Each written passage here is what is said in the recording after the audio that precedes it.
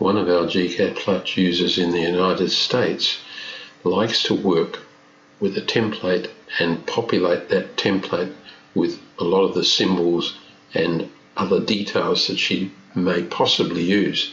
That works well enough, but if we click in here and type FS for file size, that's 1.5 megabytes of drawing, which makes for a very big drawing. I understand that she likes to be able to access a whole range of symbols and just drag them or move them into position, but there's an easier way. And the way to eliminate this, let's move to another drawing, and we'll move to this one. It's the similar drawing, just taken to a higher level. A much easier way to work and a more efficient way to work is to go to Tools and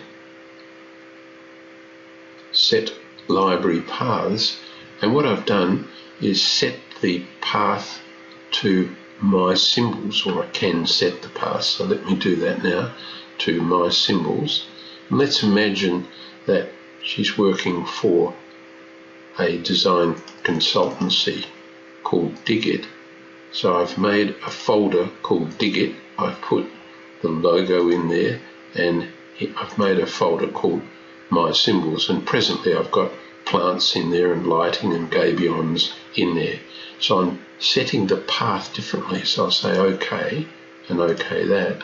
Now when I go Library and Plants and MySymbols, we can reach that MySymbols folder.